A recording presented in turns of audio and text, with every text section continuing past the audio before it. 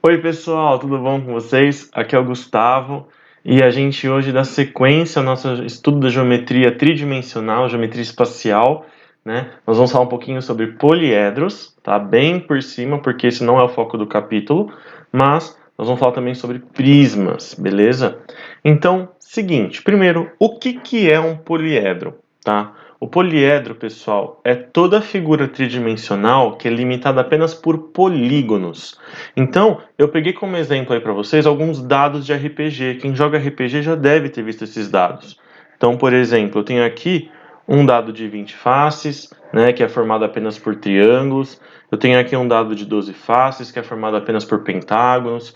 Eu tenho o famoso dado de 6 faces, né, o cubo, né, que só tem quadrados. Eu tenho aqui um dado de 8 faces, que só tem triângulos. Enfim, todos esses caras aí, eles são poliedros, tá?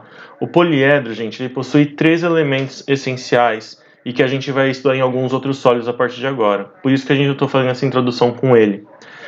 Todo poliedro ele possui face, aresta e vértice, tá? O que é a face? A face, gente, é cada um dos polígonos que compõem o poliedro. Então, no nosso caso aí de baixo, eu acabei de pintar em azul, né, uma das faces. Eu tenho essa face lateral, eu tenho uma face mais frontal, uma face em cima, uma face embaixo, tá? Então, cada polígono representa para nós uma face, ok? O que é a aresta? A aresta, gente, é a intersecção das faces. Ou seja, quando a gente tem duas faces se cruzando, a gente tem aqui uma aresta. Ó. É um desses segmentos aqui no cantinho. Então, eu tenho essa aresta, eu tenho essa mais em cima, eu tenho essa aqui na lateral, eu tenho essa ao fundo, enfim. Cada um desses segmentos de reta, que é a intersecção de duas faces, para nós será uma aresta, ok? E o vértice? O vértice são os pontinhos. Que pontinhos?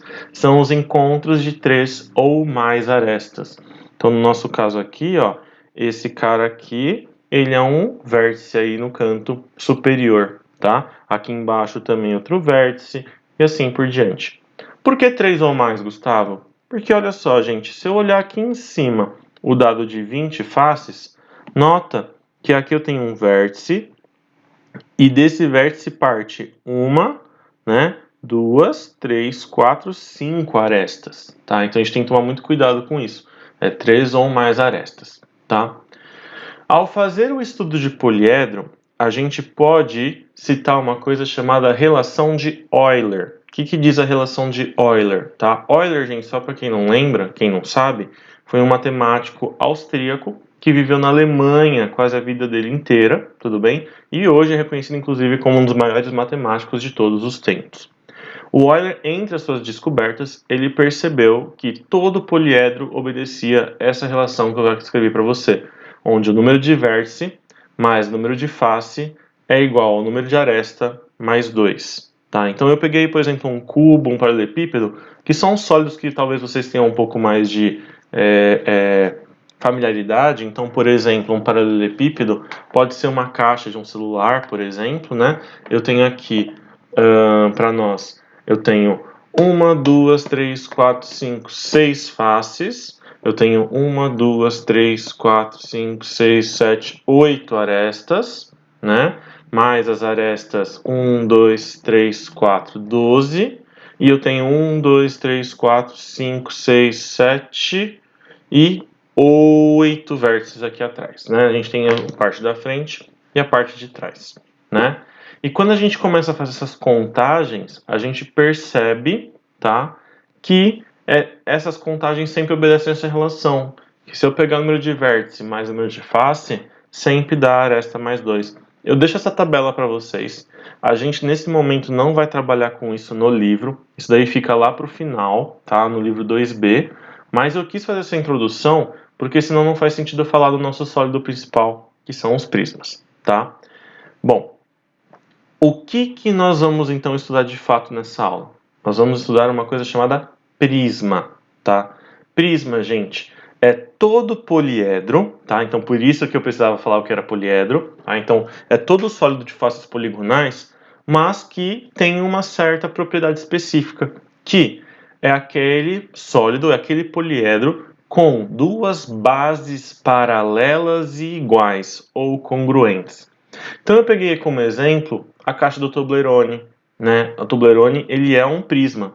Nota que você tem um triângulo aqui, ó, né, à esquerda, e você tem um triângulo aqui à direita, óbvio, né, com a visualização não dá para ver, mas você tem esse triângulo mais à esquerda, esse triângulo mais à direita, eles são as bases, porque eles são paralelos e eles são iguais, tá? Eu tenho um cubo, o cubo ele é um tipo de prisma, tá? Eu tenho aqui uma caixa de presente, que também é um tipo de prisma. Note que eu tenho um hexágono na parte de cima e eu tenho um hexágono na parte de baixo, né? A minha caixa de celular, por exemplo, ela é um prisma e eu posso olhar ela como dizendo que essa parte de baixo e essa parte de cima são bases, assim como eu posso dizer que essa parte frontal e essa parte traseira também são bases, ou essa parte aqui e essa parte traseira também são bases. Para ser base para nós, basta que seja paralelo e igual, tá? Toma cuidado porque esse negócio de base, base é o que está embaixo. Não, não é assim que funciona, gente. Base para nós é a figura que é paralela e igual, tá? É a figura que se repete. Isso fica muito claro no Toblerone. Se a gente olhar a caixinha de Toblerone, dá a impressão de que o retângulo que está aqui embaixo, né? Notem que tem um retângulo embaixo, seria a base, porque ele é a parte de baixo. E não é isso, tá? Para nós a base é o triângulo. Por quê? Porque entendam que é como se a gente tivesse vários triangulinhos aqui, ó, se repetindo até chegar ao outro lado, tá?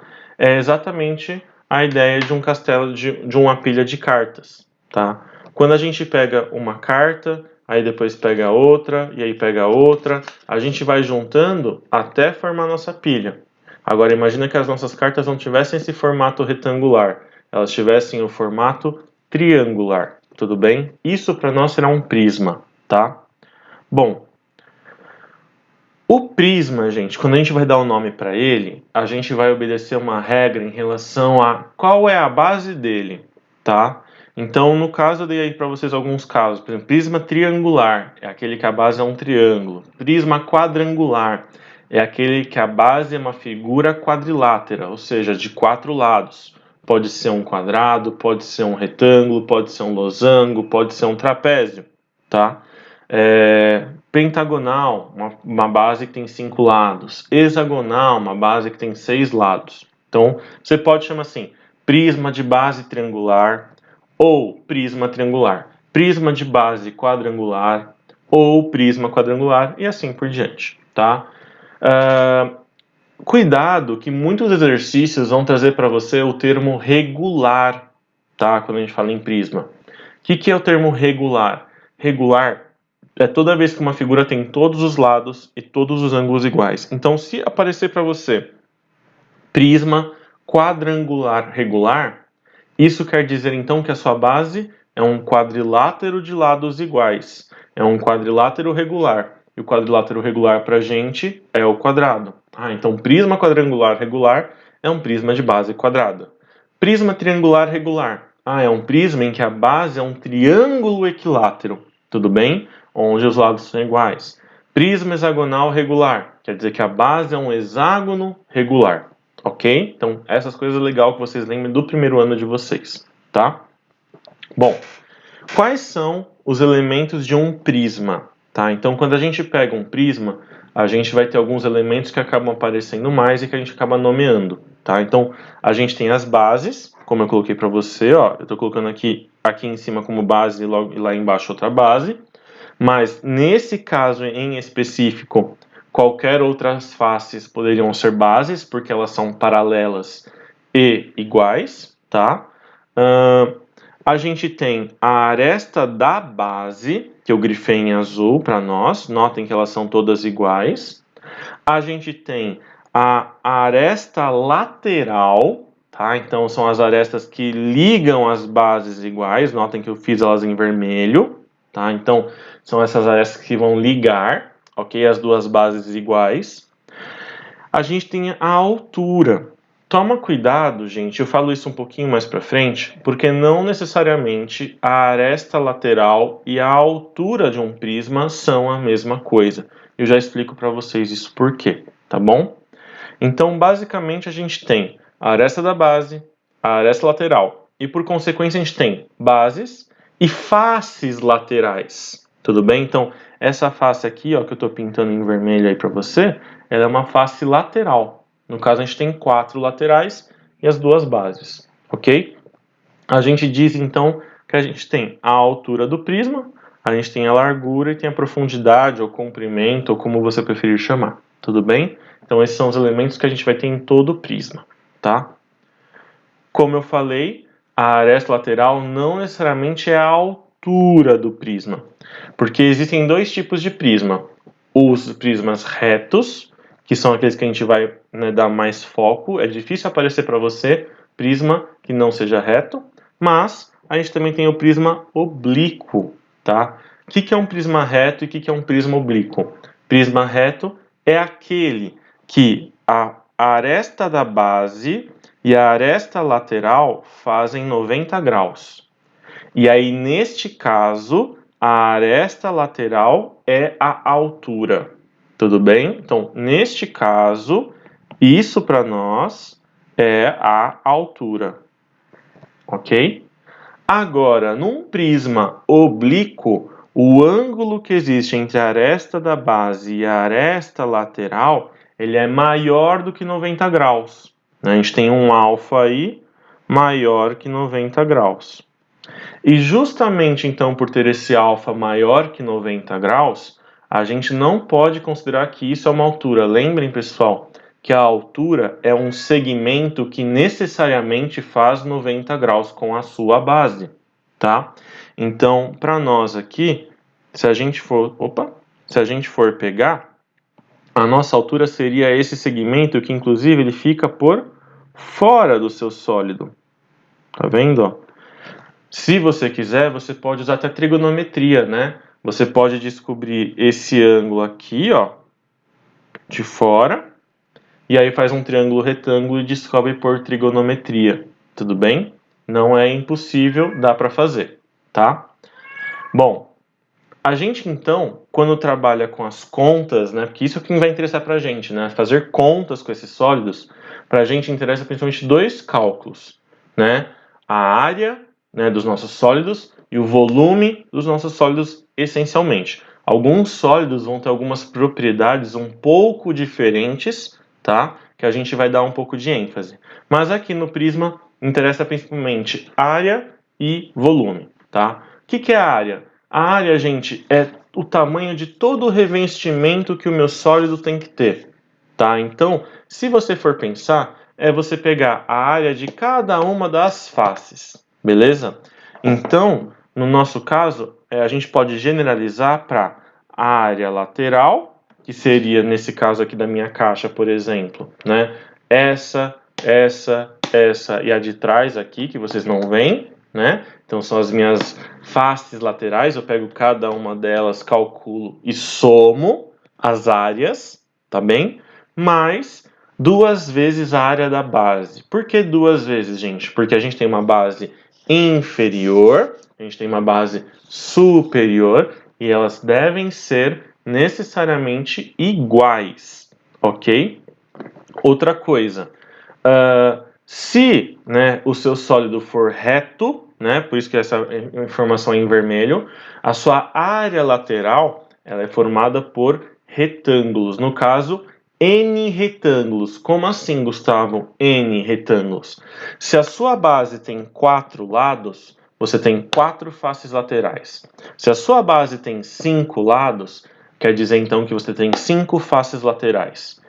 Né? Se o seu sólido for um sólido regular, né? Ou seja, todos os lados são iguais, consequentemente, as faces laterais também serão iguais. Ou seja, você pode calcular uma face e multiplicar pelo número que você vai ter. Tudo bem? Outra coisa, gente. Como a gente trabalha aqui nesse momento com área, vale lembrar que área é uma medida bidimensional, né? Você está analisando 2 dimensões ao mesmo tempo. Ou seja, a unidade ela é uma unidade quadrada, ok? Então, ou centímetro quadrado, ou metro quadrado, ou quilômetro quadrado, tudo bem? Mas é uma unidade quadrada, ok? Não pode esquecer a unidade agora, galera. Isso é muito importante pra gente, tá? E, né, para fechar, a gente tem o volume do nosso sólido, que é outra coisa extremamente importante da gente calcular. O que é volume, gente? Volume é o espaço que o sólido ocupa, tá? Ou a capacidade que ele tem, né, de receber alguma coisa dentro dele. Tudo bem? Alguma substância, um líquido, enfim, tá? Mas a ideia de volume é o espaço que ele preenche no tridimensional, tá? Novamente reforçando agora, como o volume ele é uma medida tridimensional, como a gente está trabalhando com ele em 3 dimensões, né? Notem que quando você tinha só uma coisa plana, você não tinha volume, você não conseguia pegar. Agora eu tenho volume, eu consigo pegar a minha coisa. Então a gente tem 3 dimensões. Por esse motivo, a nossa unidade é uma unidade cúbica, tá? Então centímetro cúbico, metro cúbico, quilômetro cúbico, decímetro cúbico e assim por diante. Tudo bem? No caso de um prisma, para calcular o volume é muito fácil, gente. Basta fazer a área da base desse prisma vezes a altura do prisma. Por que, Gustavo? Vamos pensar na pilha de carta, pessoal. Vamos supor que eu começasse somente com uma carta. Olha como ela é fininha, né? Não tem quase nada nela. Aí eu venho e coloco uma outra carta exatamente igual sobre ela. Começo a ganhar uma certa profundidade. E veja, eu estou repetindo sempre a mesma figura, né? É a mesma figura. Eu continuo colocando uma sobre a outra, né? Coloquei aqui uma, duas, venho, ponho mais uma, venho, ponho mais uma. Ou seja, eu estou pegando a área desse retângulo e eu estou repetindo ela o tanto que a gente fizer da pilha.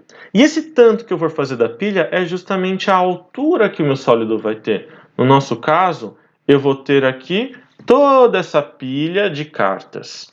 E isso daqui configura a altura para a gente, tudo bem? Então eu tenho essa área do retângulo, certo? Repetida H vezes, tudo bem? E é por isso o nosso volume, área da base, vezes a altura. Tá legal?